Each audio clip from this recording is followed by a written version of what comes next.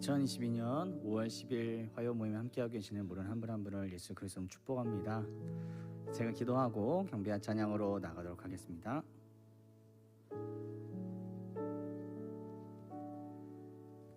이 온 천지를 지으시고 또 우리를 자녀 삼아 주신 우리 아버지 하나님, 주님의 은혜에 감사하고 또 감사합니다. 우리 삶 가운데 살아계시며 우리에게 말씀하시며 인도하시는 아버지 하나님의 은혜에 감사하고 주님을 찬양합니다. 성령 이곳에 오셔서 우리가 주님 만나는 예배 되게 하시고 우리를 이끌어 주셔서 우리 깊이 예수님과 만나는 그런 교제 시간 되게 하십시오. 이곳에 예배하시는 모든 한 분 한 분을 예수 손 축복합니다. 주님, 우리 주 예수 그리스도 이름으로 감사하며 기도드렸습니다. 아멘.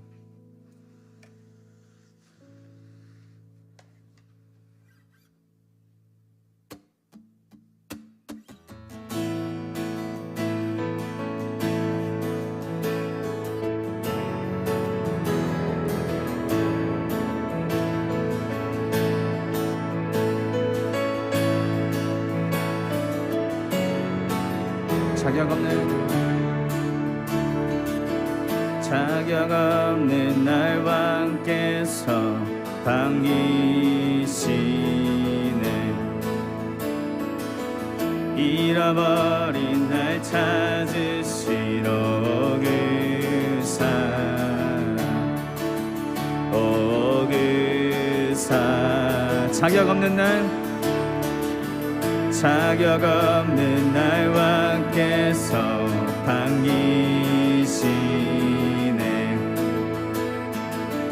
잃어버린 날 찾으시러 그 사랑, 오 그 사랑.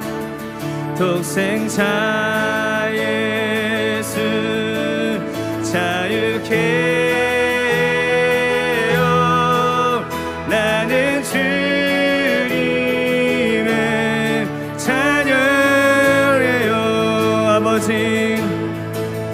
아버지 집에 거할 거리는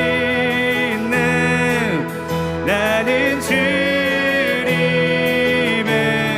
자녀예요. 내 모든 죄 대속하신 주의 나 죄 아래 있을 때 나를 위하여 죽으신 예수, 독생자 예수 자유케 해요. 나는 주님의 자녀.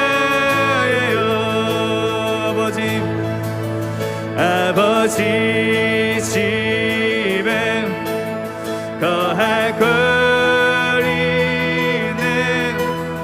나는 주님의 자녀예요. 아버지 집에 거할 거리는 나는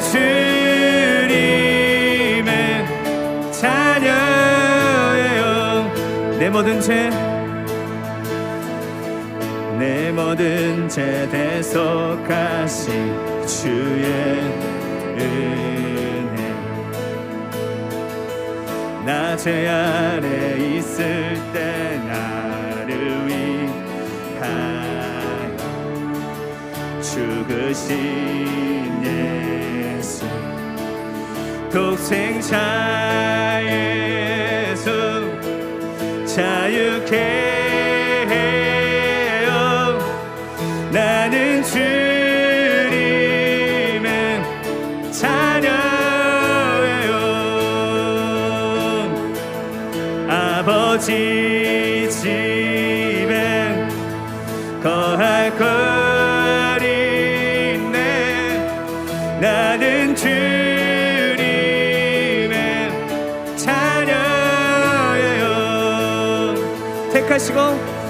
택하시고 지키시며 날 자녀하시는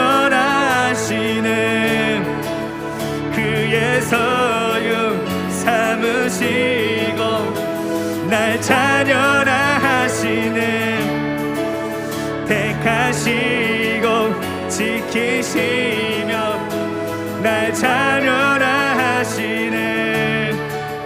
그의 소유 삼으시고 날 자녀하시네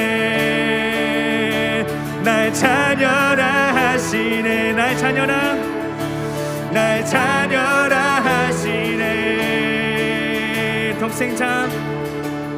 독생자 예수 자유케 해요 나는 주님의 자녀예요 아버지 집에 거하고 있는 나는 주님의 자녀예요 독생자 예수 자유케 해요 나는 주님의 자녀예요 아버지 집에 거하고 있는 나는 주님의 자녀예요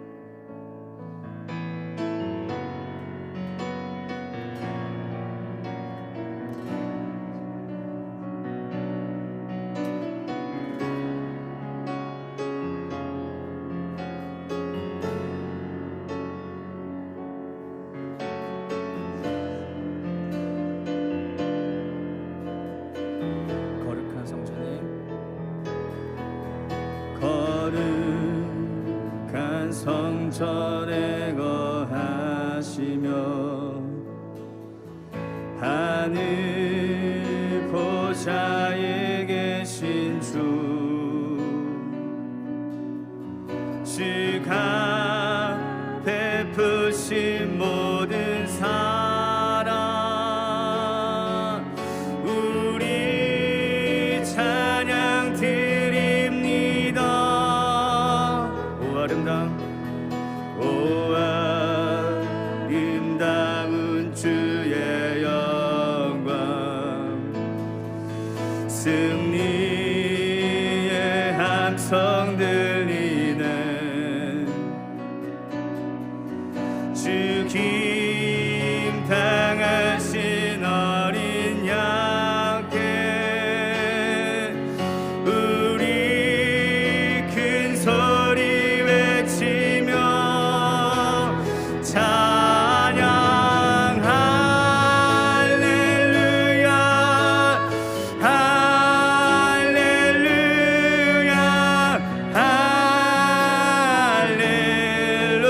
할렐루야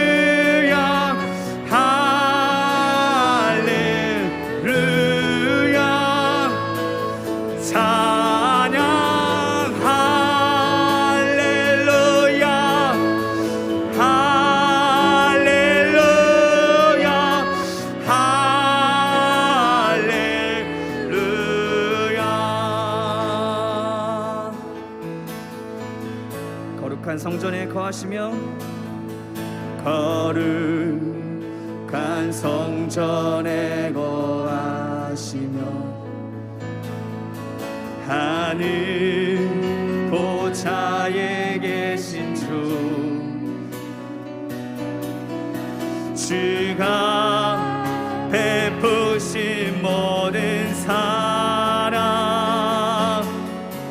우리 찬양 드립니다. 오 아름다운 주의 영광 승리의 함성 들리네. 죽임 당하신 어린 양께 우리 큰 소리 외치며 찬양 할렐루야 할렐루야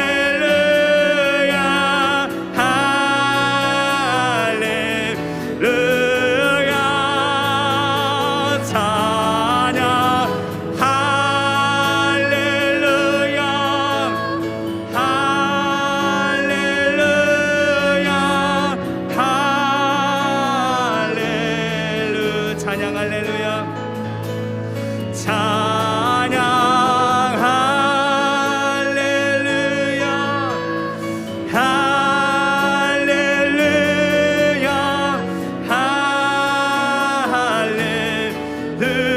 할렐루야 찬양 할렐루야 할렐루야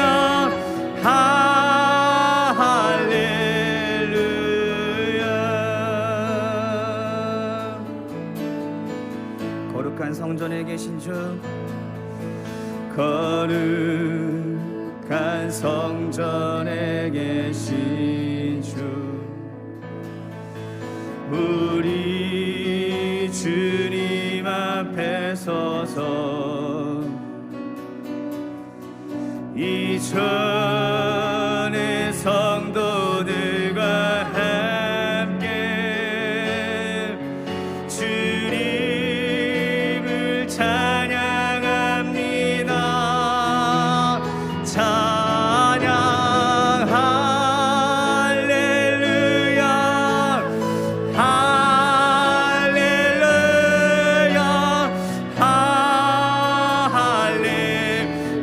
할렐루야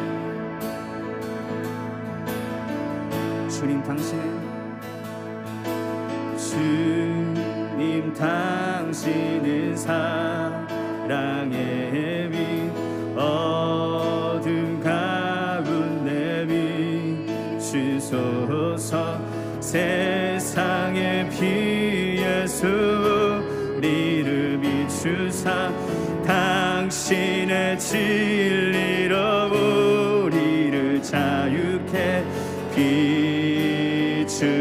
비추소서 우리 위에 비추소서 주님의 영광 온 땅 위에 부으소서 내게 성령의 불을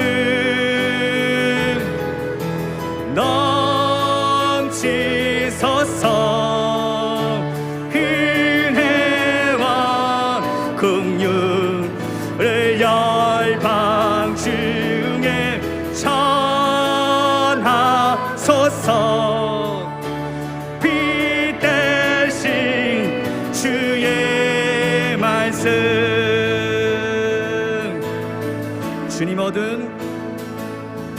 주님 어두운 세상에서 당신의 거룩한 빛을 보고 영광의 보좌로 나아오리 내 모든 어두움 태워주소서 비추소서 우리 위에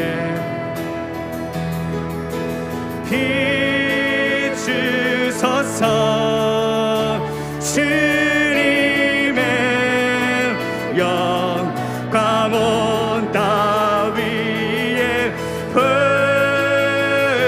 부으소서 내게 성령의 불을 넘치소서 은혜와 긍휼을 열방 중에 전하소서 빛 대신 주의 비추소서 비추소서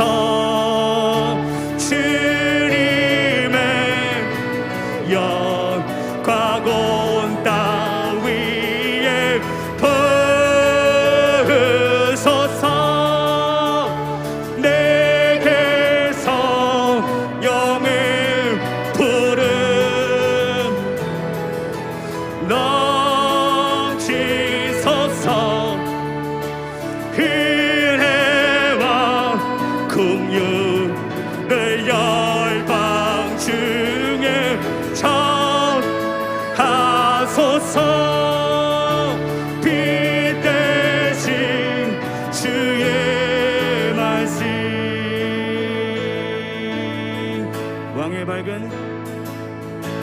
왕의 밝은 빛 내가 볼 때 내 얼굴 주 영상 비추오니 주님의 빛으로 날 변화시키사 내 모든 삶으로 주님을 반삭해 비추 아멘 주님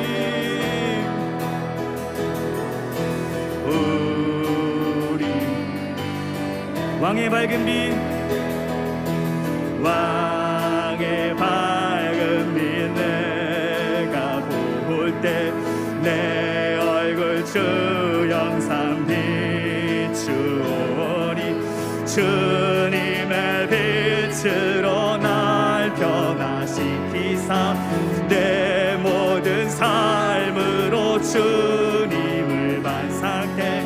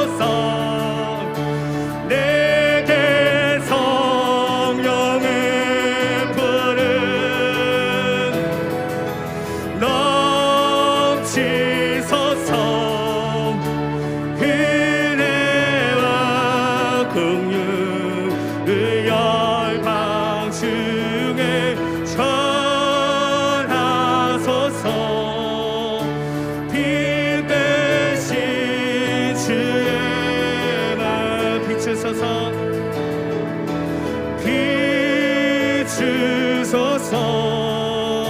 주님의 영광 온 땅 위에 부으소서. 내게 성령의 불을 넘치소서. 은혜와 긍휼의 열방 중에 전하소서. 빛되신 주의 말씀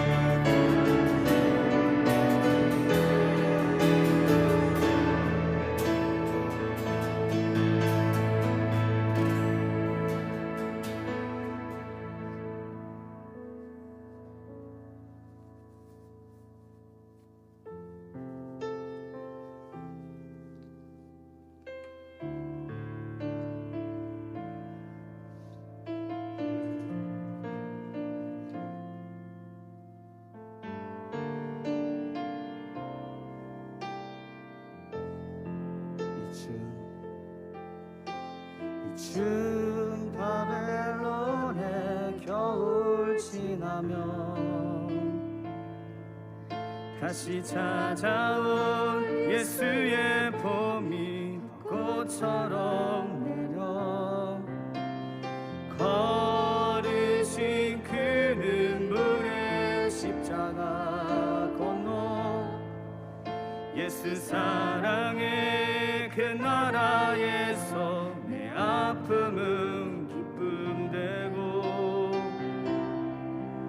우릴 감싸고 눈물 닦으며 행복의 나라에 그 왕이 날 맞아 주시리. 그날까지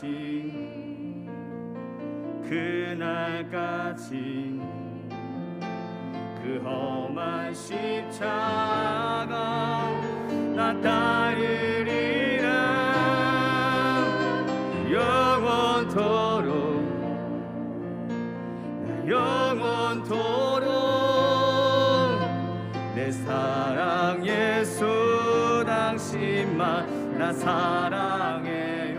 그날까지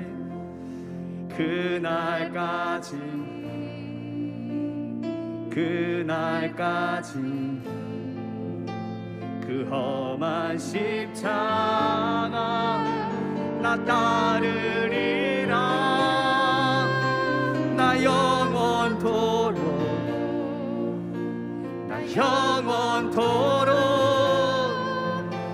내 사랑 예수 당신만 나 사랑해요.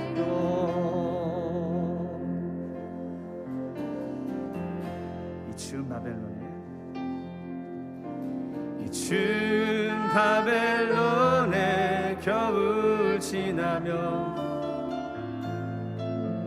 다시 찾아올 예수의 봄이 벚꽃처럼 내려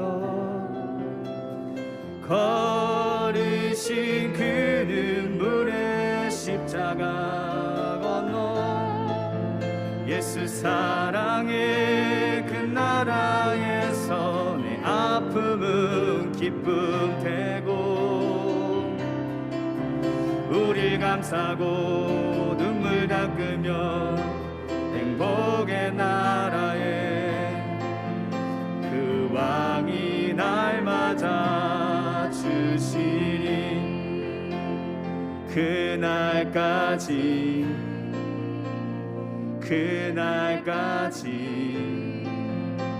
그 험한 십자가 나 따르리라.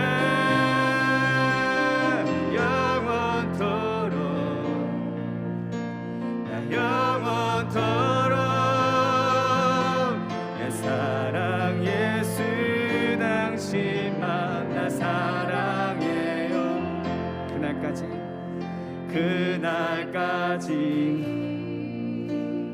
그날까지 그 험한 십자가 나 따르리라. 영원토록 나 영원토록 내 사랑 예수 당신만 나 사랑해. 오 주여, 오 주여 내 맘 붙드사 그곳에 있게 하소서. 그곳은 빛과 사랑이 언제나 넘치오니. 내 주여, 내 주여 내 맘 붙드사 그곳에 있게 하소서. 그곳은 빛과 사랑이 언제나 넘치오니라. 내 주여, 내 주여 내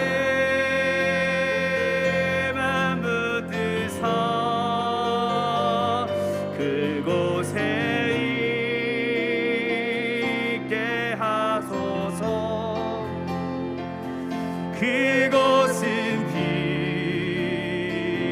빛과 사랑이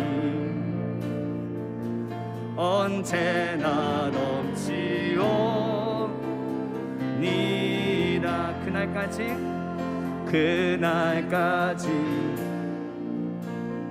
그날까지 그 험한 십자가 나 따르리라. 영원토록 나 영원토록 내 사랑 예수 당신만 나 사랑해.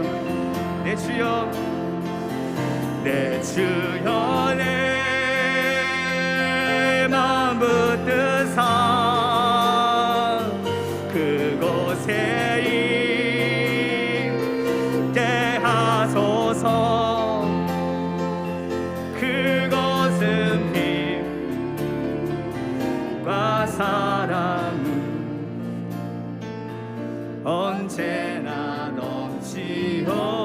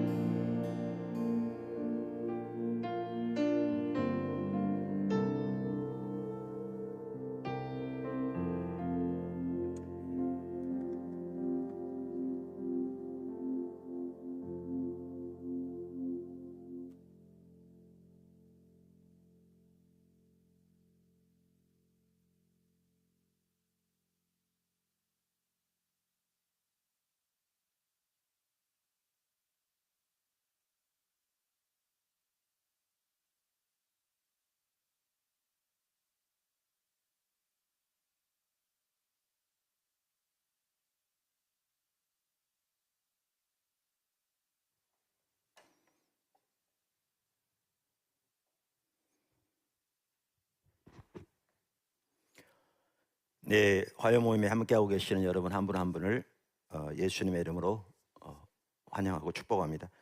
거기에 우리 채팅창에 서로 인사하셔도 좋겠습니다.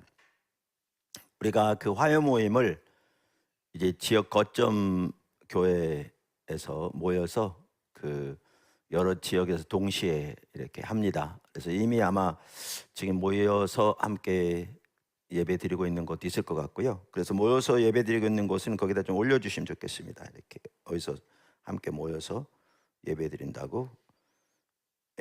그래서 올려주시고요.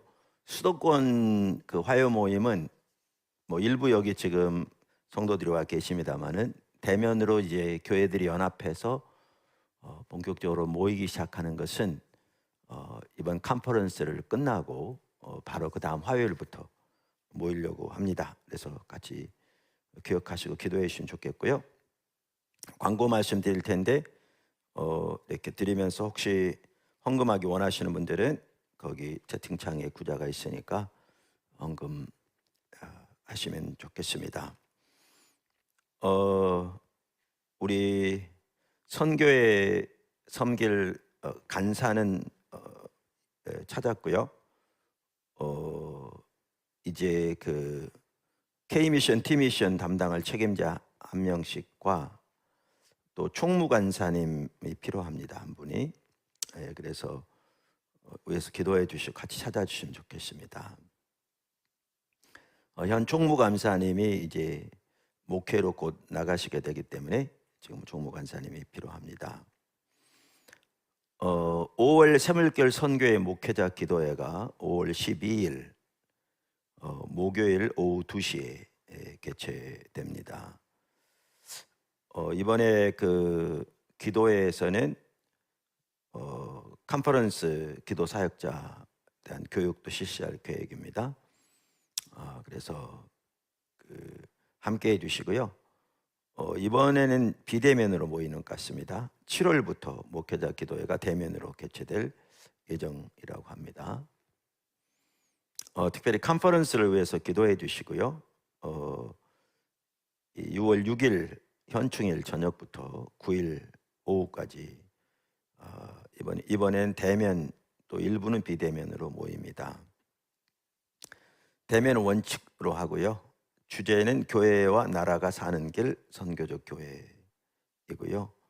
현장 접수가 이미 시작되었습니다. 대면은 선교 헌금이 65,000원, 현장 접수는 70,000원이고요. 비대면은 20,000원입니다.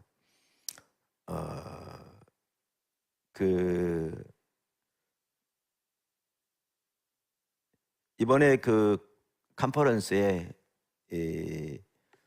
신국은 교수님이라고 또 마이클 고인 박사하고도 아주 친하고 잘 알고 또 총신에서 세계관 또 그 방면에 전공하셔서 교수로서 이렇게 얼마 전 은퇴할 때까지 학생들의 존경을 받으면서 이렇게 강의해 주시고 그분이 또 이렇게 오셔서 세계관에 대해서 목회자 특강 시간에 2차례에 걸쳐서 나눠주실 거고요. 또 한 분에게 우리가 지금 얘기 나누고 있는데 미국에서 전공하기를 레슬리 뉴비긴의 선교적 교회를 전공해서 지금 교수로 가르치시는 분에게 한 타임 정도 같이 이렇게 강의를 할 수 있는 지금 알아보고 있습니다. 그래서 이번에 그 선교적 교회 주제를 가지고 컨퍼런스 할 때에 또 귀한 시간들이 될 줄로 믿습니다. 그래서 지금부터 기도해 주시고요.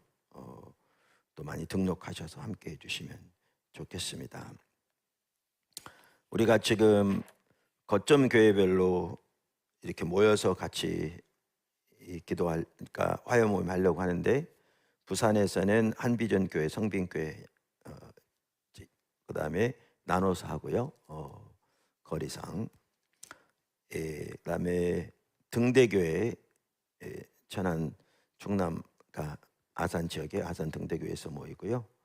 대전 청주 지역은 한사랑 예전교회에서 모이고 충주 강원 지역은 충주 순복음교회에서 모이고 대구 지역은 대구 포도나무교회에서 포항 지역은 열방 비전교회에서 서울 경기 지역은 포도나무교회에서 전주 지역은 회복교회에서 광주 전남 지역은 예향교회에서 모입니다.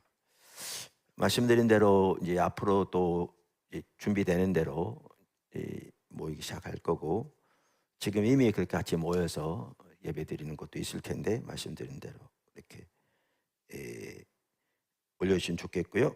여기 보면 충주 순복음교회에서 모여서 예배 드리고 있고 천안 아산 등대교회에서도 지금 모여서 예배 드리고 있고 그 다음에 성빈교회에서도 모여서 예배드리고 있습니다. 물론 이제 교회별로 이렇게 모여서 예배드리는 곳도 있는 것 같습니다. 김천 영광스러운 교회에서 또 우리 보도나무교 순천 초소에서도 이렇게 모이고 있는데 그렇습니다. 이 시간 우리 하나님의 그 말씀 보기 전에 한번 이렇게 화요 모임을 위해서 기도했으면 좋겠습니다. 그러니까 화요 모임이 이렇게 거점 교회에서 모이면서 이렇게 잘 정착되어지면 참그 선교회가 이렇게 전체적으로 이렇게 같은 진도와 방향으로 나갈 수 있을 것 같고요. 또 하나님이 이렇게 화요 모임을 이렇게 활성화시켜 가시는 하나의 계기가 될 것 같더라고요. 기도하는데 그래서 그렇게 화요 모임 잘 활성화될 수 있도록 무엇보다 지금은 예배 우리의 신앙이 회복될 절실한 필요 가운데 있잖아요. 그래서 함께 같이 좀 기도했으면 좋겠습니다. 합심해서 우리 같이 기도하겠습니다.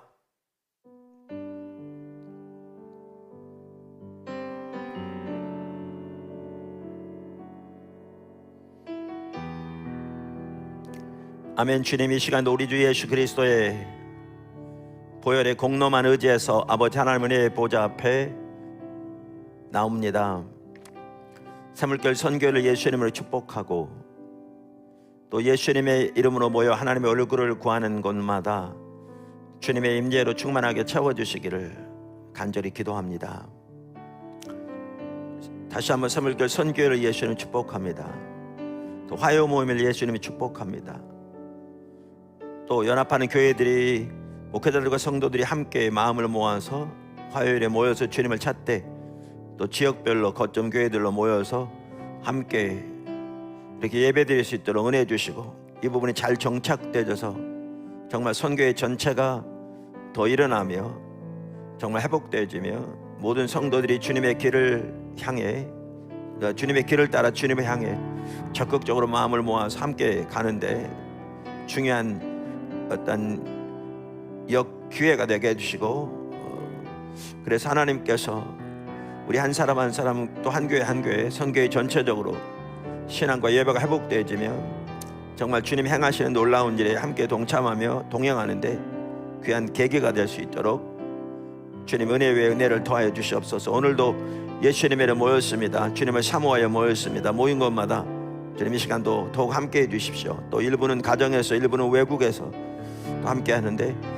예수님의 이름 모여서 주님을 찾는 곳마다 주님의 임재로 강하게 충만하게 함께 해주시옵소서. 이 시간 헌금을 드린 손길들을 기억하시고 우리의 예배를 받으시며 또한 한 사람 한 사람 위에 아버지 하나님께서 예비하신 넘치고도 충만한 은혜를 충만하게 부어주시옵소서. 예수님의 이름으로 감사하며 축복하며 기도드렸습니다. 아멘. 하나님 말씀 보겠습니다. 이 하나님 말씀은 로마서 1장입니다.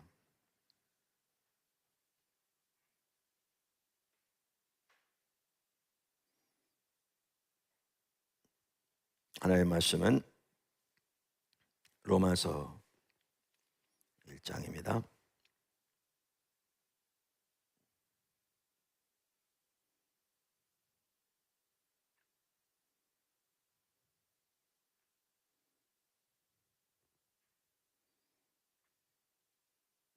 참 이번에 제가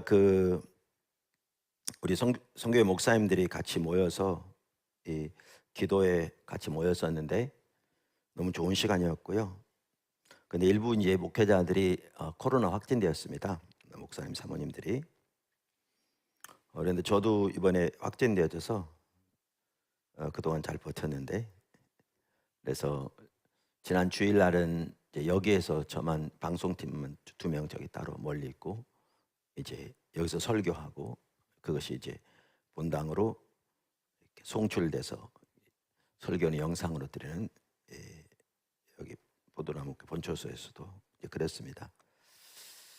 근데 이렇게 다른 건 문제가 없었는데 이렇게 목을 이제 바로 이어서 이렇게 주일 찬양 설교하니까 거의 전체 5시간 반 썼더니 목에 이렇게 염증이 생긴 겁니다. 그래서 통증이 있고 기침이 나고 그 외에는 큰 문제는 없었고요. 그래서 이제 지금은 거의 다 나았는데 그제 또 주일 예배 드리고 어제 제가 신학원도 어떻게 해야 되나 고민했는데 섬겼는데 그러다 보니까 이제 목에 무리가 가 있는 상황이긴 합니다. 그래서 오늘도 다른 분에게 부탁할까 그랬다가도 섬기게 되는데 그래서 이렇게 제가 소리를 잘 못 내고 그래서 여러분 좋으실지도 모르겠습니다. 생각하시면 기도해 주시면 감사하겠습니다. 로마서 1장 2절에서 4절입니다. 이 복음은 하나님이 선지자들을 통하여 그의 아들에 관하여 성경에 미리 약속하신 것이라. 그의 아들에 관하여 말하면 육신으로는 다윗의 혈통에서 나셨고 성결의 영으로는 죽은 자들 가운데서 부활하사 능력으로 하나님의 아들로 선포되셨으니 곧 우리 주 예수 그리스도시니라. 아멘. 화요몸을 통해서 그 선교적 교회를 시리즈로 쭉 살펴보고 있습니다. 지난주에는 제가 코로나 확진 기간이어서 도저히 섬길 수가 없었고 김영식 목사님께서 섬겨주셨는데 너무 좋은 시간이었습니다. 감사하고요. 그래서 이렇게 처음부터 다시 이렇게 쭉 살펴보자 이렇게 말씀드렸고 제가 이제 초벌 원고를 써가고 있습니다. 일단은 먼저 전체적으로 정리를 하고 난 다음에 또 보충하고 또 다듬고 할 일이 필요할 것 같아서요. 그래서 우리가 지난번 제가 설 때의 첫 시간으로 부활의 역사성을 살펴봤고요. 오늘은 두 번째 시간으로 예수님의 주 되심을 살펴보려고 합니다.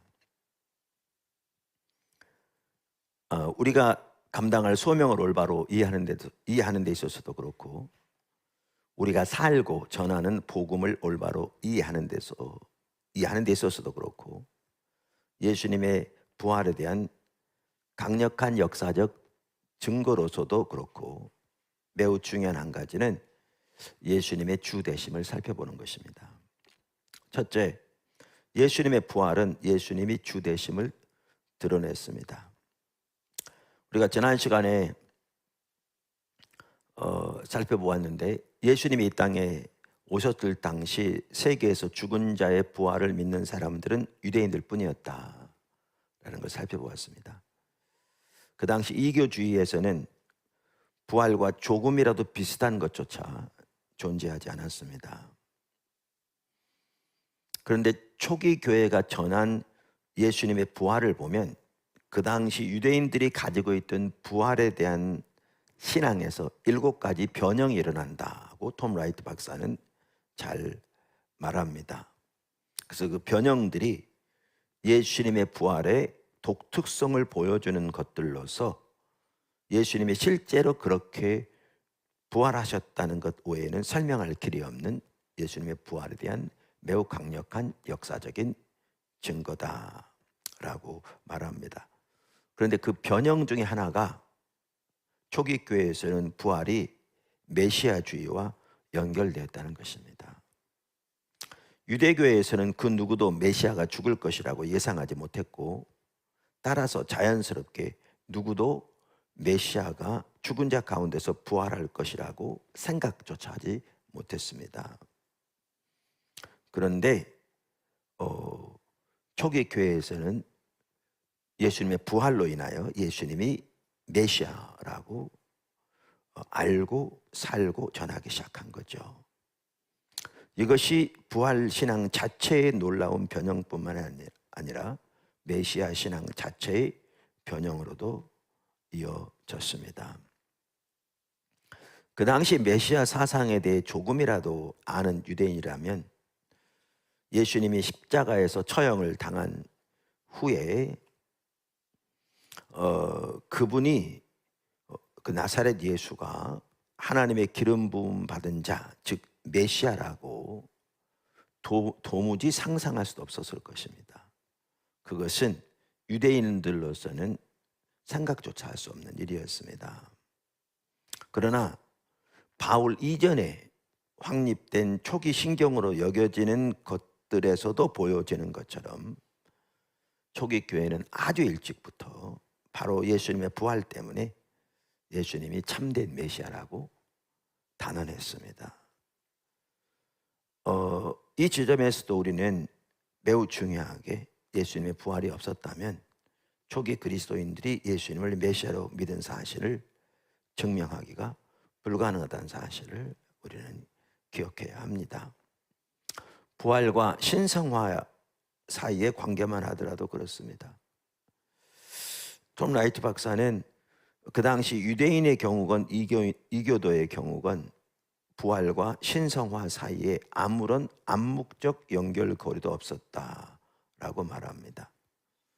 그래서 고대 로마인들이 최근에 죽은 황제가 천국에 가서 이제 신이 되었다고 선언할 때도 그 황제가 죽음에서 부활했다고 말하는 것은 전혀 아니었고 그런 말은 아예 생각조차 하지 않았다는 것입니다. 그런데 초기 교회에는 바울 이전에 매우 이른 시기부터 하나님이 예수님을 죽은 자들 가운데서 부활시키심으로 예수님이 하나님의 아들이심을 능력으로 선포하셨다고 믿고 살았고 선포했습니다. 그것을 잘 볼 수 있는 대표적인 구절 중에 하나가 바로 오늘 읽은 본문 말씀 로마서 1장입니다. 우선 이 구절은 초기 교회가 고백하고 살고 전한 복음의 핵심적인 내용을 담고 있습니다. 그러니까 2절에 보면 이 복음은 그랬거든요. 그러니까 3절과 4절에 나오는 내용은 바로 복음의 내용인 거죠. 그런데 많은 학자들이 이 3절과 4절에 나오는 이 내용이 바울 이전에 확립된 초기 예루살렘 교회의 신앙 고백이 그 속에 들어있다고 그렇게 믿습니다. 그래서 우리는 여기서 초기 교회는 매우 이른 시기부터 바울 이전부터 바울 서신서 훨씬 이전부터 예수님을 다윗의 자손으로 오신 메시아로 더 나아가 하나님의 아들로 믿고 고백하고 전했던 것을 볼 수 있습니다. 그것이 초기 교회가 전한 복음의 핵심적인 내용이었습니다. 이 구절에서 볼 수 있듯이 예수님의 부활이 그 모든 것을 가능하게 했습니다. 만약 예수님이 부활하지 않으셨다면 이 모든 것들은 그 당시 전혀 상상할 수도 없는 것들이었고 아무도 받아들이지 않을 내용들이었습니다. 우리가 잘 알듯이 메시아란 말은 그리스도란 말과 같은 말입니다. 메시아는 히브리어고요. 그리스도는 헬라어를 따릅니다. 우리말에 손이라고 그러잖아요. 영어로 핸드라고 그러거든요. 핸드랑 손이랑 똑같은 걸 말합니다. 마찬가지로 메시아와 그리스도는 언어만 다를 뿐 같은 내용입니다. 기독교 기원, 기독교가 어떻게 시작하게 되었는가. 처음에 이 분야에서 매우 훌륭한 학자였던 독일 튜빙겐 대학의 마틴 헨겔 교수는 초기 교회가 자신들이 선포하는 복음의 메시지를 간략하고 효과적으로 정리해서 선포했는데 그들은 그것들을 다음에 3가지 출처에서 얻게 되었다. 그렇게 아주 잘 말했습니다. 첫째는 현재 자신들이 경험하고 있는 부활하신 주님. 둘째는 예수님 자신이 메시아이심에 대해서 가르치셨던 말씀들에 대한 기억. 셋째는 유대인들이 누구나 기억하고 외우고 있던 메시아에 관한 시편들. 그러니까 예수님의 메시아에 대해서 가르쳤던 내용들, 그리고 그것을 지금까지 기억하고 있는 내용들, 그리고 유대인들이 누구나 기억하고 외우고 있던 메시아에 대한 시편들. 그것을 토대로 지금 부활하신 예수님을 경험하면서 만나면서 이 말씀들을 토대로 예수님이 메시아이심을 알고 전하게 되었다. 그 말입니다. 두 번째, 초기 교회가 전한 복음의 핵심은 예수님이 주시라는 것이었습니다. 방금 살펴본 로마서 1장 3절과 4절에서 볼 수 있듯이 초기 교회가 믿고 고백하고 전한 복음의 핵심은 예수님이 주님이시다 라는 것이었습니다. 혹은 예수 그리스도가 주님이시다 라는 것이었습니다. 우리는 대표적으로 빌립보서 2장에서도 이 점을 잘 볼 수 있습니다. 우리가 잘 아는 구절입니다. 5절부터 한번 보시면 너희 안에 이 마음을 품으라. 곧 그리스도 예수의 마음이니 그는 근본 하나님의 본체시나 하나님과 동등됨을 취할 것으로 여기지 아니하시고 오히려 자기를 비워 종의 형체를 가지사 사람들과 같이 되셨고 사람의 모양으로 나타나사 자기를 낮추시고 죽기까지 복종하셨으니 곧 십자가에 죽으심이라. 이러므로 하나님이 그를 지극히 높여 모든 이름 위에 뛰어난 이름을 주사 하늘에 있는 자들과 땅에 있는 자들과 땅 아래에 있는 자들로 모든 무릎을 예수의 이름에 꿇게 하시고 모든 입으로 예수 그리스도를 주라, 예수 그리스도를 주라 시인하여 하나님 아버지께 영광을 돌리게 하셨느니라. 많은 학자들은 여기서 사도 바울이 그 이전에 이미 확립된 초기 교회의 신앙 고백을 인용하고 있거나 아니면 그것을 토대로 지금 이 부분을 기록하고 있다고 믿습니다. 여기 7절에 보면 자기를 비어 그랬는데요.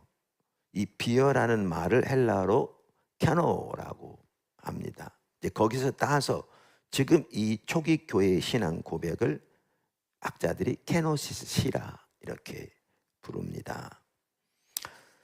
귀한 성서학자인 이승현 박사도 그의 최근의 책 바울의 아담 기독론과 새 관점이란 책에서 케노시스시는 신약 성경 가운데서도 초대 교회의 혹은 초기 교회의 기독론적 이해를 담고 있는 가장 오래된 시들 중 하나라고 말합니다.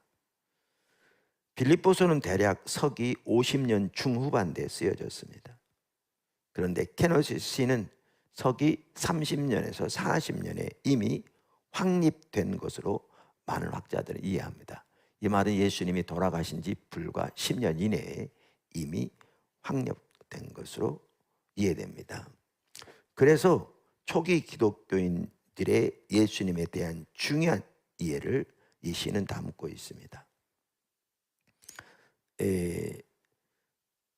그래서 이 지금 시를 보면 초기 교회는 매우 이른 시기부터 예수님에 대해서 이렇게 놀라웠게 고백하고 있는데 이 모든 것은 예수님의 부활이 가능케 했습니다. 제임스 던도 유명한 학자인데 예수님이 죽으신 후 20년 이내에 그리스도가 예수라는 그러니까 메시아가 예수라는 그 이름에 결부되었고 그리스도란 메시아라는 단어가 예수라는 이름에 결부되었고 예수 그리스도로 붙여 사용되면서 어느 정도 개인적인 이름으로 가능했음은 어느 신약 성서 학도에게도 친숙한 사실이다. 그만큼 일찍부터 예수님이 메시아이심이 그래서 이름으로 불려질 만큼 고백되고 선포되었다라는 것은 신약을 연구한 사람이면 다 아는 내용이다 그 뜻입니다. 그런데 이 9절 11절에서 볼 수 있듯이 초기 교회가 전한 복음의 핵심은 예수님이 주님이시다 였습니다. Jesus is the Lord.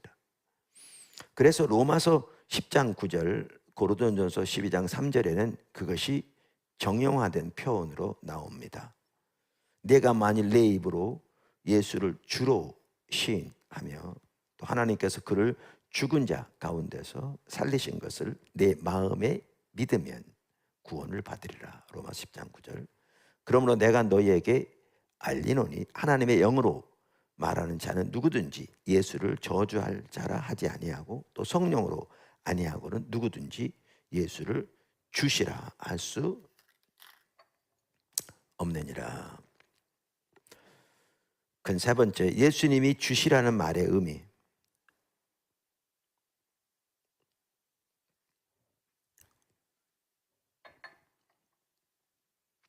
초기 교회가 전한 복음의 중요성을 올바로 이해하려면 초기 교회가 전한 복음의 핵심이 예수님이 주님이시다 였다는 사실을 아는 것 못지않게 그 말의 의미를 아는 것이 중요합니다. 우선 예수님이 주님 혹은 주라고 말할 때 그 주라는 단어는 헬라어로 퀴리오스입니다. 그래서 예수님이 주님이시다라고 말할 때 거기에는 세 가지 의미가 내포되어 있습니다. 그리고 그 의미들은 매우 중요합니다. 작은 첫 번째, 주인. 키리오스라는 단어는 그 당시 단순히 주인을 의미했습니다. 때로는 존경의 표시로 사용되기도 했습니다. 두 번째, 모든 창조 세계의 적법한 주인. 그 아래 더 작은 첫 번째, 온 세상의 적법한 주인이요 통치자. 우리는 예수님이 주님이시란 말을 그 당시 배경에서 이해해야 합니다. 큐리오스라는 단어는 그 당시 시저가 자신에 대해서, 그리고 사람들이 시저에 대해서, 로마 황제 시저에 대해서 사용한 단어입니다. 그 말의 의미는 시저가 신의 아들로서 온 세상의 적법한 주인이라는 뜻입니다. 이승은 박사는 아까 언급한 책에서 이 부분을 잘 표현하고 있습니다. 빌립보 교회가 속한 그리스 로마 제국은 황제 숭배 사상을 통하여 단일한 왕국을 유지하기 위한 종교 체계를 수립하였다. 로마의 황제 카이사르는 우주의 주인인 제우스의 아들로 간주되었고, 따라서 그는 신적인 능력과 자질을 소유한 세상의 주로 선포되었으며, 그가 전쟁을 끝내고 평화를 가져왔다는 소식은 그리스 로마 제국에 속한 모든 이들에게 참 복음으로 제시되었다. 그러나 빌립보서 2장 6절에서 11절의 케노시스 시는 로마 황제가 아니라 예수님이 우주의 참된 왕인 하나님의 아들로서 우주의 주권을 소유하고 있다고 주장한다. 따라서 세상의 모든 백성들은 로마 황제를 자신들의 주로 숭배하는 것이 아니라 높아진 예수를 자신들의 주로 숭배해야 한다. 이렇게 말하고 있습니다. 그런데 초기 교회는 바로 그러한 시대에 시저가 아니라 예수님이 퀴리오스라고 외치기 시작한 것입니다. 사도 바울은 심지어 로마에서까지 그렇게 외쳤습니다. 엄청난 말입니다. 금방도 보았습니다만 또한 초기 교회가 살았던 로마 세계에서는 복음이란 단어 자체가 일반적으로 황제의 즉위나 생일 등 황제의 소식을 전하는 그 전언을 의미했습니다. 그것이 그 당시 모든 사람이 알던 복음의 의미였습니다. 그런데 초기 교회는 로마 황제만을 위해 사용했던 단어, 특히 로마 황제를 지칭하기 위해 동전이나 기념비에도 새겨 넣었던 주나 하나님의 아들과 같은 표현을 예수님에게 사용했습니다. 그들은 그것을 확신하고 고백하고 그 삶을 살고 그것을 담대하게 선포했습니다. 그리고 그들 중 많은 사람들은 그 고백과 선포로 인하여 많은 핍박과 불이익을 당하고 심지어 목숨까지 빼앗겼습니다. 이 모든 것 역시 예수님의 부활이 가능케 했습니다. 작은 두 번째, 온 우주의 주인이. 예수님이 주님이시라는 말은 예수님이 단순히 이 세상의 주인이라는 말이 아닙니다. 그 말은 더 나아가 예수님이 온 우주의 주인이시고 그분의 통치는 모든 창조 세계를 포함한다는 것을 의미합니다. 우리가 아까 살펴본 케노시스 시도 이 부분을 잘 보여주고 있습니다.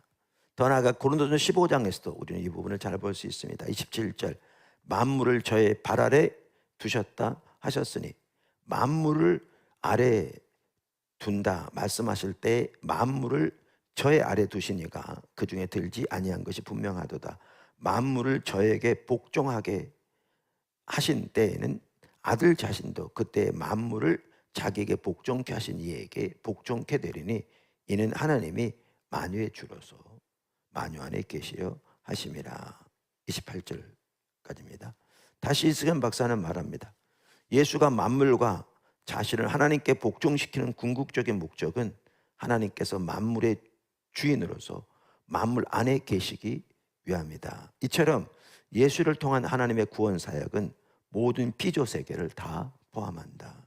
우주의 어떤 존재도 예수를 통한 구원 사역의 범위를 벗어나 독립적으로 존재하지 않는다. 그러므로 바울에게 예수의 부활은 단순히 육체의 부활의 확실성에 대한 부인할 수 없는 한 객관적인 증거를 넘어서, 우리가 육체적으로 부활할 것이라는 부인할 수 없는 확실한 객관적인 증거를 넘어서 그 말입니다. 세상의 주로서의 예수의 높아짐과 그의 우주적 통치의 시작을 의미한다. 그리고 부활한 주 예수의 높아짐은 보이는 것들과 보이지 않는 것들, 그리고 하늘과 땅의 모든 존재들에게까지 그 영향을 미치는 전 우주적인 사건이다. 예수의 부활을 필두로 땅의 하늘과 필두로 그의 우주의 주로서의 높아짐과 하나님 나라의 완성이 계속해서 이어지기 때문이다.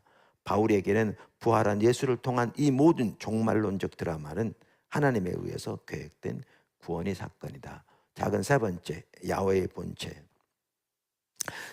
예수님이 주님이시란 말을 마지막으로 예수님이 하나님, 곧 야훼의 본체라는 말입니다.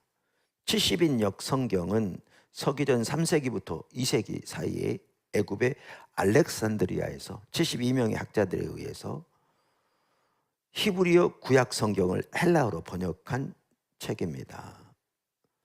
70인역 성경이 중요한 것은 신약 성경에 나오는 구약 성경 인용이 대부분 70인역에서 나온 것이라는 사실, 현재 통용되고 있는 구약 성경의 구분이 70인역에 의한 것이라는 사실, 초대교회가 사용했던 성경도 70인역 성경이었다는 사실 등에 있습니다. 그런데 그 70인역 성경은 히브리어의 야훼를 헬라어로 번역할 때 무려 1600번이나 그 주, 호퀴리오스, 그 퀴리오스라고 정관사를 붙여서 그렇게 번역하고 있습니다. 그 당시 배경에서 초기 교회는 예수님이 바로 그 퀴리오스, 그 주라고 선포한 것입니다. 이것은 그 말의 의미를 조금이라도 알고 있는 유대인들에게는 엄청나게 충격적인 말이었을 것입니다. 십자가에 달려 죽은 예수가 그 주, 즉 야훼라니, 유대인들에게 그것은 참으로 참남한 말이었습니다. 그것은 신성모독이었습니다. 사도 바울이 복음이 유대인들에게는 거리끼는 것, 즉 걸림돌이라고 한 말은 당연한 말이었습니다. 고린도서 1장 23절, 우리는 십자가에 못 박힌 그리스도를 전하니 유대인에게는 거리끼는 것이요 이방인에게는 미련한 것이로되. 우리는 초기 교회가 유대인들 중심으로 시작되었다는 사실을 기억해야 합니다. 그들 중에는 바리새인들과 대제사장들 출신들도 많았습니다. 그러나 초기 교회는 예루살렘으로부터 강력하게 확산되기 시작했습니다. 예수님의 부활이, 그리고 그 부활의 능력이 성령으로 교회 안에, 그리고 교회를 통해 역사하심으로써 그 모든 일이 일어난 것입니다. 오직 부르심을 받은 자들에게는 유대인이나 헬라인이나 그리스도는 하나님의 능력이요 하나님의 지혜니라. 고린도서 1장 24절. 우리는 케노시 시에서도 이 부분을 잘 볼 수 있습니다. 많은 학자들은 그 시의 10절과 11절이 이사야서 45장 22절과 23절을 일부 인용한 것이라고 봅니다. 이사야서 45장 22절 23절을 이렇게 말합니다. 땅의 모든 끝이여 내게로 돌이켜 구원을 받으라. 나는 하나님이라 다른 이가 없느니라. 내가 나를 두고 맹세하기를 나의 입에서 의로운 말이 나갔은즉 돌아오지 아니하나니 내게 모든 무릎이 꿇겠고 모든 혀가 맹약하리라 하였느니라. 그런데 원래 이사야서 45장의 이 구절들은 야훼 하나님이 자신에 대해서 한 말로서 그 구절의 요점은 하나님이신 야훼의 유일성과 그분의 유일무이한 구원의 능력을 강조하는 것입니다. 그런데 초기 교회는 매우 이른 시기부터 아까 살펴본 대로 그 구절을 예수님에게 적용한 것입니다. 엄청난 내용입니다. 이시경 박사도 이렇게 말합니다. 예수가 구약에서 오직 하나님께만 속했던 권리, 곧 만물의 경배의 대상이 되어 하나님만이 소유했던 우주적인 주권을 공유하게 되었음을 알려준다. 복음도 그렇습니다. 복음은 좋은 소식이라는 의미인데, 아까 말씀드린 대로 그 당시 로마 시대에 그것은 황제에 관한 소식이었습니다. 그러면 그 단어가 그 당시 유대인들에게는 어떤 의미를 가지고 있었을까요? 유대인들에게는 그것은 장차 오실 메시아에 관한 것이 아니라 하나님 자신에 관한 것이었습니다. 이에 대한 좋은 성경적 배경이 이사야서 40장과 52장에 나옵니다. 그 좋은 소식, 즉 복음의 핵심은 하나님이 친히 다시 오실 것이며 모든 민족이 그분의 영광을 볼 것이라는 것이었습니다. 이 좋은 소식은 인간 황제에 관한 것이 아니라 진정한 왕이신 모든 창조 세계의 하나님의 귀환에 관한 것이었습니다. 그런데 초기 교회는 매우 이른 시기부터 복음을 예수님에게 적용했습니다. 로마서 1장 2절, 이 복음은 하나님이 선지자들을 통하여 그의 아들에 관하여 성경에 미리 약속하신 것이라. 10년 동안 로잔 운동의 신학위원장을 역임했고 로잔의 케이프타운 서약을 작성하는 데 핵심적인 역할을 했던 크리스토퍼 라이트 박사는 그의 책 하나님의 선교 4장에서 구약에서 오직 야훼 하나님에게만 적용되던 성품인 창조자, 통치자, 심판자, 구원자를 초기 교회가 예수님에게 모두 적용하기 시작했는지를, 어떻게 시작했는지를 잘 설명하고 있습니다. 라이트 박사는 이렇게 표현합니다. 아주 잘. 이따금 사람들은 신약에는 예수님은 하나님이시다라는 말이 별로 나오지 않는다고 말한다. 그러나 우리는 이에 대해 감사해야 할 것이다. 영어의 신, God이라는 말은 헬라어의 theos라는 말과 마찬가지로 사실상 너무나 막연하고 모호해서 그런 문장에 명확하거나 구체적인 의미를 부여하기가 어렵다. 많은 고대 헬라인이나 로마인들은 많은 현대의 힌두인들과 마찬가지로 그런 말을 들어도 별 거부 반응을 느끼지 않았을 것이다. 신이라는 말을 정의하지 않거나 정관수 없이 사용되는 경우 그렇다는 말이다. 하지만 신약에서 발견되는 대단히 놀라운 사실이 있다. 그것은 이스라엘의 거룩하신 분인 야훼가 그 하나님이며 성경에 나온 그분의 정체성, 성품, 행동의 모든 풍성한 차원에서 초월적으로 유일하신 분이라고 믿은 사람들이 이 야훼를 주의 깊게 영속적으로 모든 세세한 항목까지 나사렛 예수와 동일화시켰다는 사실이다. 엄청난 내용입니다. 우리는 이와 비슷한 내용을 초기 교회가 사용한 마라나타라는 기도에서도 볼 수 있습니다. 사도 바울은 고린도전서 끝부분을 마라나타라는 표현으로 마칩니다. 마라나타는 예수님과 제자들이 사용했던 언어인 아람어입니다. 아바와 같이 사도 바울이 헬라어를 사용하는 그리스도인들에게 편지하면서 이 문구를 그대로 사용한 것을 보면 이 문구가 원래 아람어를 사용하던 예수님의 제자들이 드리던 예배의 중요한 한 일부분이었는데 이제 헬라어를 사용하는 교회들에도 그것이 잘 알려져서 그들의 예배에서도 그대로 사용되고 있었음을 의미합니다. 다시 크리스토퍼 라이트 박사는 이 부분을 이렇게 표현합니다. 바울은 친필로 쓰면서 그리고 자기 독자들이 그 말을 이해하고 그 말을 되풀이하기를 기대하면서 마라나타라고 소리친다. 고린도전서 16장 22절. 바울이 말한 마르라는 아람어는 주라는 의미임이 분명하다. 바로 그 다음 구절에서는 주 예수 그리스도의 은혜에 대해 말하기 때문이다. 그리고 초기 교회 공동체들이 사용한 아람어 표현은 예수님을 가리키는 것이 분명하다. 하지만 아람어 마르가 아람어를 사용하는 유대인들 사이에서 하나님, 즉 이스라엘의 하나님 야훼를 가리키는 용어로 사용되기도 했다. 그 말은 또한 헬라어 키리오스와 마찬가지로 권위 있는 위치에 있는 사람들에 대해 사용하기도 했다. 하지만 당시 아람어 문서들을 보면 그 용어가 하나님에 대해 사용된 경우가 대단히 많이 있다.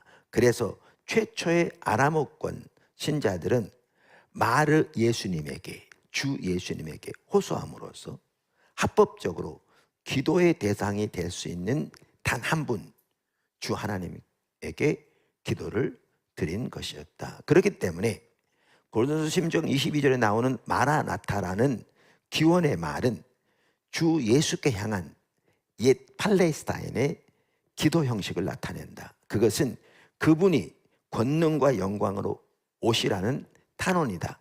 최초의 신자들이 예수님을 그저 말한 곧 그들의 랍비로만 생각했다면 그분을 기도의 대상으로 삼지는 않았을 것이다. 오히려 그것은 초기 아람어권 신자들이 이렇게 오실 분을 그들의 예배와 경배의 중심으로 여겼다는 것을 결정적으로 보여준다. 바울은 이 아람어 문구를 취하며 아무런 설명 없이 고린도 교회에 보내는 마무리 말에 포함시킨다. 그러니까 마라나타란 말이 초기 교회가 맨 처음으로 예수님을 하나님과 하나님이시라고, 그리고 그들의 기도와 예배를 받으시는 분으로 고백하고 그분이 오시기를 고백한 아람어 기도였다라는 내용입니다. 네 번째, 복음은 큰 네 번째입니다. 복음은 공적 진리입니다. 초기 교회가 전한 복음을 올바로 이해하면 복음이 공적 진리인 것을 분명하게 볼 수 있습니다. 복음이 공적 진리라는 말은 성경적 진리가 각자의 선호도에 따라 사적인 가치의 영역에서 일부 사람들이 믿는 소위 종교적 진리가 아니라는 말입니다. 성경은 모든 창조 세계와 보편 역사에 관한 참된 진리로서 정치, 경제, 사회, 교육, 예술, 법, 여가, 스포츠, 가정 등 모든 공적 영역에 대한 진리라는 말입니다. 그래서 그 모든 공적 영역은 성경적 진리 위에 세워져야 합니다. 그것이 하나님이 의도하신 것이고 인류의 타락 후에도 하나님은 구속을 통해 그 모든 영역을 구속하는 일을 하고 계십니다. 그중 하나는 그 모든 영역이 하나님의 진리 위에 세워지는 것입니다. 그리고 그렇게 할 때 그 모든 영역에 하나님의 샬롬, 즉 하나님의 생명과 복이 넘치게 될 것입니다. 그러므로 하나님의 백성들은 복음이 공적 진리라는 사실을 분명하게 인식해야 합니다. 그리고 그들의 신앙을 사적인 영역으로 몰아넣으려는 세상의 시도를 단호하게 거부해야 합니다. 작은 첫 번째, 에클레시아. 초기 교회는 복음이 더 나아가 성경적 진리가 공적 진리인 것을 분명하게 인식하고 모든 공적 영역에서 그 복음의 실천을 위해 힘썼습니다. 그리고 그로 인해 그들은 많은 핍박을 받았습니다. 우리는 초기 교회가 자신들을 에클레시아라는 단어를 자신들을 위해 채용한 것에서도 그 점을 볼 수 있습니다. 에클레시아라는 말은 교회라는 말입니다. 그러니까 교회라는 단어를 위해 에클레시아라는 단어를 채용했습니다. 신약 성경의 배경인 그리스 로마 세계에서 사람들에게 종교적 가르침과 행습을 통해 개인 구원에 이르는 길을 제공하는 수많은 공동체가 있었습니다. 종교단체죠. 있었습니다. 이런 공동체를 지칭하는 헬라어 단어가 몇 개 있었습니다. 이런 종교단체를 지칭하는. 오히려 초기 교회의 적대자들은 초기 교회를 그러한 단어인 디아소스나 헤라노스라고 간주했습니다. 그렇게 불렀습니다. 이게 종교단체를 의미하는 단어들입니다. 구성원들에게 미래적, 내세적 구원을 제공하는 사적인 종교 모임이라는 것입니다. 그러나 초기 교회는 자신들을 위해 그러한 사적인 종교단체를 의미하는 명칭을 단호히 거부했습니다. 그리고 그들은 자신들을 위해 에클레시아라는 단어를 채용했습니다. 이제 교회로 번역된 단어인데요. 만일 교회가 개인적인 종교의 하나로 취급받는데 만족했더라면 그 당시 로마 제국의 핍박을 피할 수 있었을 것입니다. 그 당시 그런 종류의 종교 공동체는 로마 법의 보호를 받았습니다. 그들은 로마 제국의 공적 교리를 위협하지 않았기 때문입니다. 그 당시 로마 제국에서 에클레시아는 도시 문제를 해결하기 위해서, 즉 공적인 일을 논의하기 위해 도시 서기관에 의해 모든 시민이 소집된 공적 회합이었습니다. 초기 교회는 에클레시아라는 단어에 하나님의 라는 한정을 붙여, 그러니까 하나님의 에클레시아, 하나님의 교회 붙여 공적 모임으로 사람들을 소집한 분이 도시 서기관이 아니라 하나님이라는 점을 분명히 했습니다. 그것은 바로 하나님에 의해 부름받은 회합이었으므로 모든 사람이 참여해야 하는 공적 모임이었습니다. 레슬리 뉴비기는 그의 책 오픈 시크릿에서 이렇게 말합니다. 예수님을 주님으로 고백하는 공동체는 그 초창기부터 인류의 공적인 삶으로 진입한 운동이었다. 교회는 개인적으로 교회의 가르침과 행습을 따르겠다는 사람들에게 개인 구원을 제공하는 공동체가 아니었고 또 그런 공동체가 될 수도 없었다. 교회는 처음부터 민족의 충성을 요구하는 운동으로 시작되었고 거의 일관되게 스스로를 에클레시아라는 이름으로 불렀다. 이는 도시의 공적 사안을 다루도록 부름받은 모든 시민들의 회합이라는 뜻이다. 만일 교회가 개인적인 종교의 하나로 취급받는 데 만족했더라면 로마 제국의 핍박을 피할 수 있었을 것이다. 그러나 그러지 않았다. 예수가 주님이다라는 선언은 결국 제국의 공적인 종교와 충돌할 수밖에 없는 공적이고 보편적인 주장을 함축하고 있었다. 예수가 주님이다라는 고백은 이 세상의 삶 전체, 이는 사람들의 개인적인 삶은 물론이고 세상의 철학, 문화, 정치 등 모든 것을 포함한다. 이 전체와 관련하여 그 고백대로 살겠다는 설겠다고 헌신하는 것을 의미한다. 그러니까 예수님 주라고 고백하는 것은 우리 삶의 모든 영역에서 그 고백대로 살겠다고 헌신하는 것을 의미한다는 거죠. 우리가 예수님을 개인의 구주와 주님으로 모셔드리고 고백하는 것은. 마이클 고인도 그의 책 열방의 빛이라는 책에서 이렇게 말합니다. 초대교회의 증거들은 공개적으로 체제 전복적인 것이었다. 초대교회는 로마 사회에서 눈에 띄지 않는 구석자리에 사적인 영역으로 밀려나는 것을 허락하지 않았다. 로마 제국의 공적인 정책들에 순응하기를 거절하고 대신 성경 이야기를 따라 살아갔다. 초대교회는 로마 제국을 하나로 묶어준 황제는 주라는 고백에 대해 분명한 반대 입장에 서서 예수는 주라고 고백했다. 교회는 자신을 에클레시아, 곧 새로운 인류의 선교자로서, 선구자로서 하나님의 부름을 받은 사람들의 공적인 모임으로 불렸고, 오직 미래적이고 내세적인 구원에만 관심을 갖는 사적인 종교 공동체라는 개념을 명백하게 거부했다. 그런데 오늘날 우리 한국교회 현실은 어떻습니까? 서구 교회를 향한 레슬리 뉴비긴의 외침을 전하는 마이클 고인의 말이 오늘날 우리가 처한 현실을 적나라하게 보여주고 있다고 생각합니다. 그는 이렇게 말했습니다. 오늘날 서구 교회가 종종 초대교회가 거절했던 디아소스와 헤라노스가 되어간다는 뉴비긴의 슬픈 비명에 주목할 필요가 있다. 기독교 신앙은 공적으로부터 쫓겨났고 사적 영역으로 추방되었다. 따라서 복음은 사적인 견해가 되었다.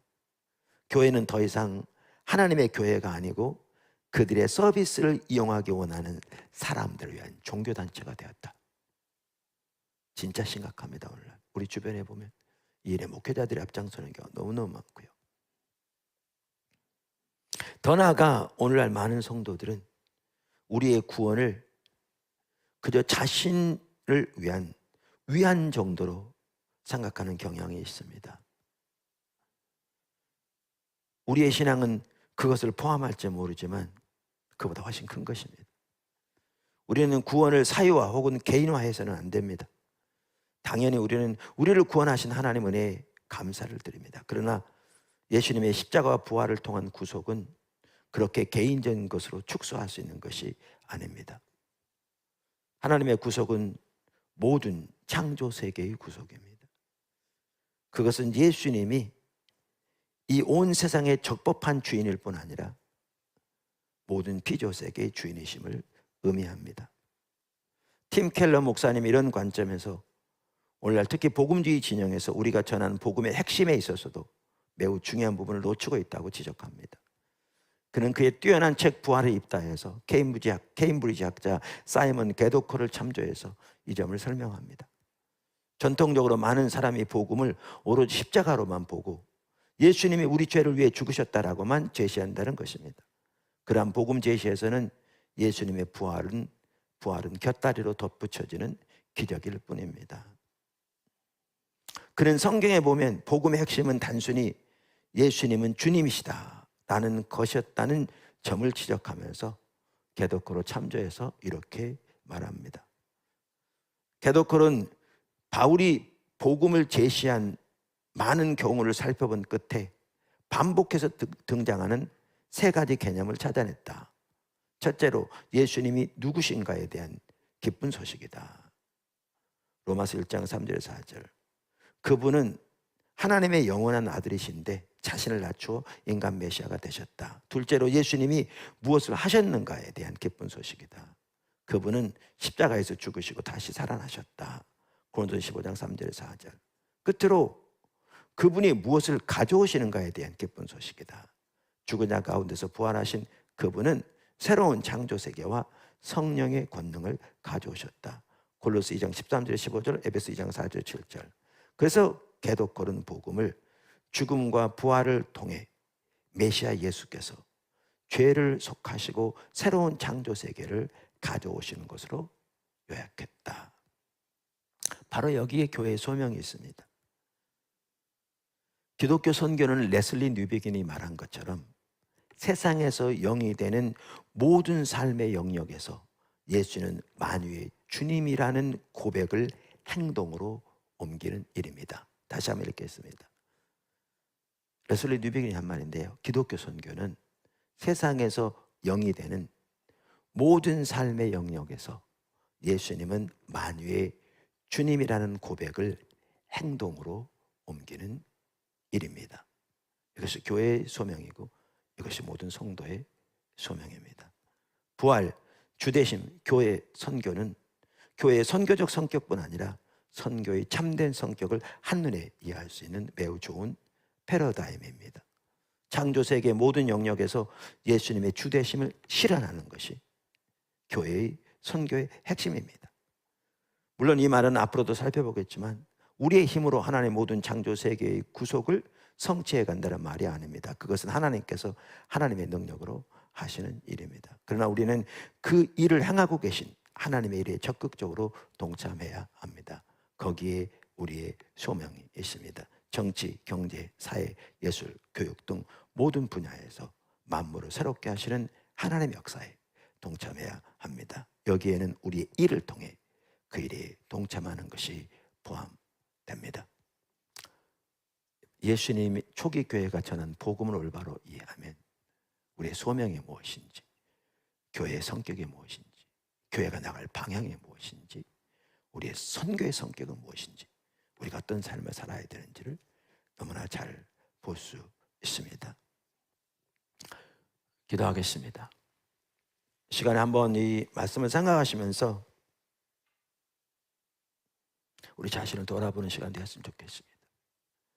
교회에 대한 우리의 이해, 신앙에 대한 내 자신의 이해.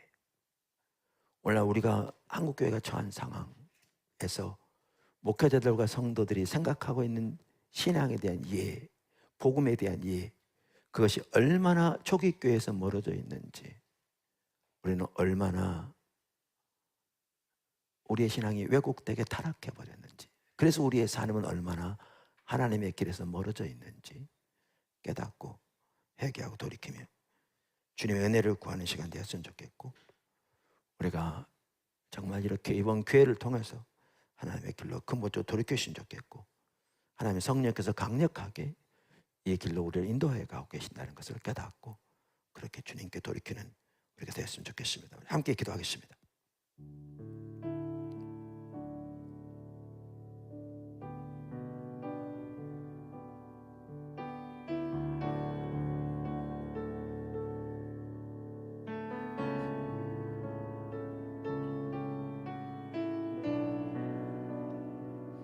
성령님, 이 시간 우리에게도 충만하게 임해 주십시오.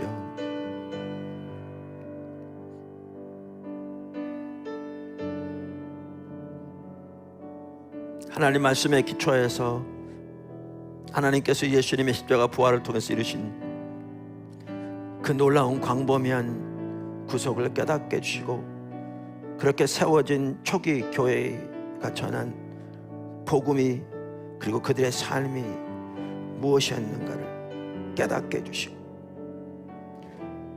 그런 하나님의 말씀을 토대로 우리가 얼마나 하나님의 길에서 떠났으며 우리의 신분을 망각하고 복음의 성격을 망각하고 우리의 신앙을, 우리의 복음을 얼마나 개인적인 안위를 위한 것으로 사유화시켜버렸고,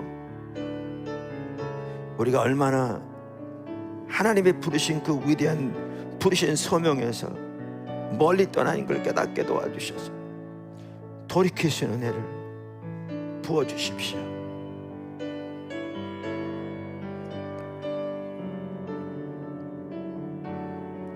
하나님께서 강력하게 우리를 돌이키라고 인도하고 계신데, 우리 목회자들부터 사목교 성교연합하는 모든 교회 성도들이, 더 나아가 이 나라의 모든 교회가, 세계의 모든 교회가 근본적으로 하나님의 길로, 초기 교회가 전한 진정한 복음과 신앙에 대한 이해로, 교회에 대한 이해로 돌이켜질 수 있도록, 그래서 이 시점에서도 모든 창조세계 가운데서 구속의 역사를 강력하게 역사하고 계시는 새 창조의 능력으로 그 하나님의 역사에 우리의 눈이 열려 온 힘을 다해 동력자의 삶으로 동참하는 그 삶을 우리가 다시 회복하고 살아갈 수 있도록, 그렇게 교회가 회복되고 살아갈 수 있도록, 모든 성도들이 그렇게 회복되고 살아갈 수 있도록 주님 은혜 위에 은혜를 더해 주시옵소서.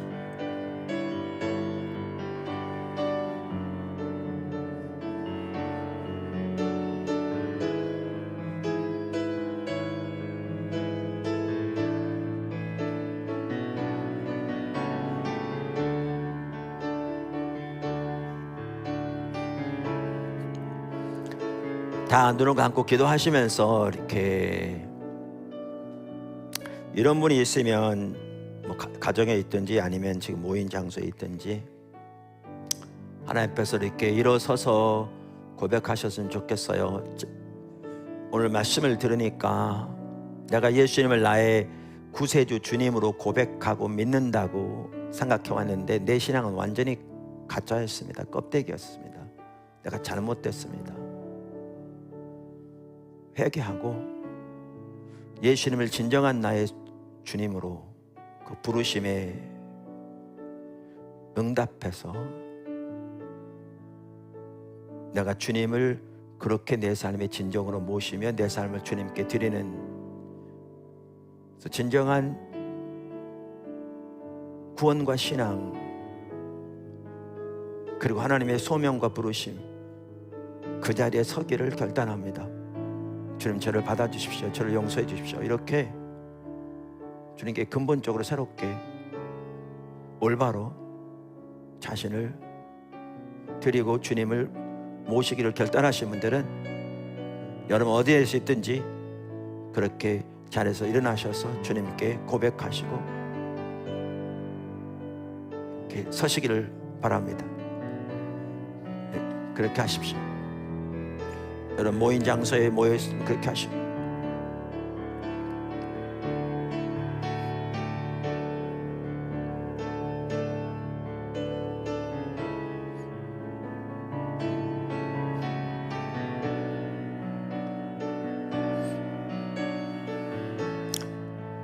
일어서신 분들은 하나님께 그렇게 구체적으로 고백하십시오.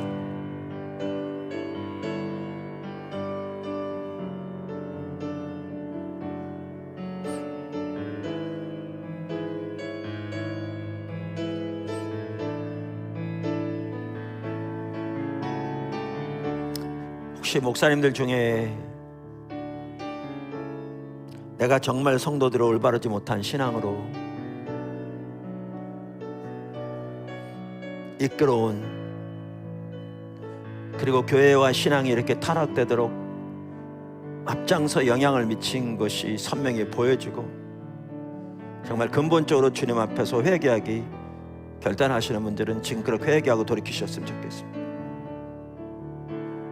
그리고 자신이 그렇게 주님을 모시고 그 삶으로 자신을 드릴 뿐만 아니라 그렇게 성도들을 그 자리로 인도하기로 결단하신 분들은 자리에서 일어나셨으면 좋겠습니다. 같이 어디에 있든지.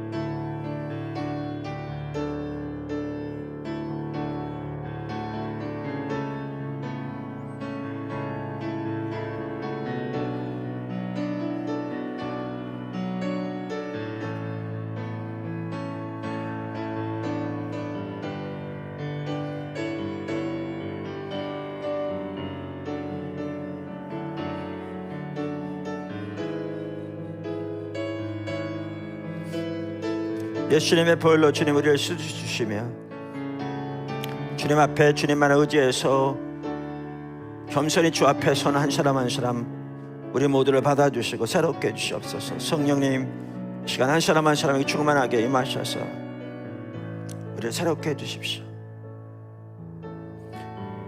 우리의 마음을 열어주시며 우리 영적인 눈을 밝게 해주셔서 정말 주님의 부르심, 주님의 그 위대하신 구원, 또한 교회, 또한 우리의 소명을 선명히 깨닫고 주와 동행한 사람으로 우리 모두가 설 수 있도록 우리 모두 한 사람 한 사람에게 주여 은혜 외 은혜를 더하여 주시옵소서. 충만한 은혜를 부어 주시옵소서.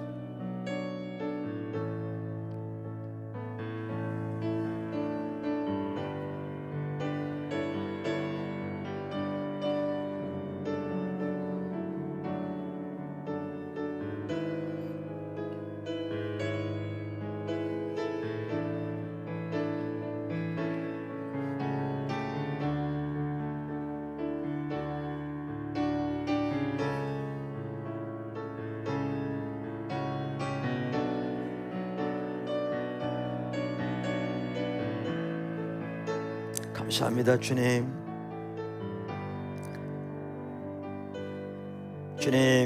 섬교 선교 연합하는 교회들을 돌아보소서. 돌이키시 은혜를 부어주소서.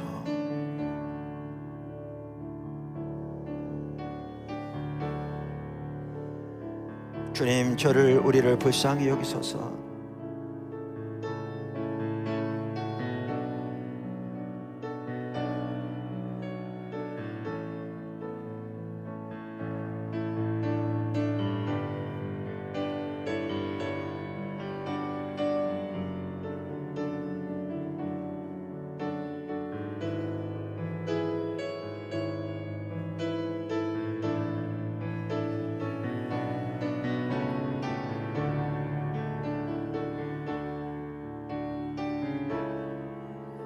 감사합니다, 주님.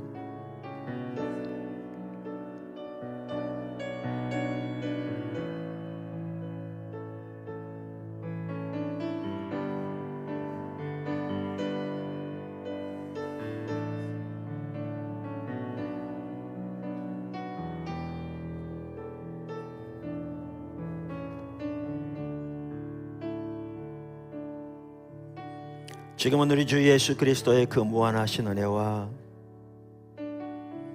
우리 아버지 하나님의 말로 표현할 수 없는 그 크신 사랑과 성령님의 교통하시고 역사하심이 새물교 선교회 후에 선교회 나파하는 모든 교회들과 성도들 외에 이 나라에 있는 모든 하나님의 교회들과 하나님의 백성들 외에 온 열방 가운데 지금부터 영원토록 함께 하시기를 우리 주 예수 그리스도 이름으로 간절히 축원하옵나이다.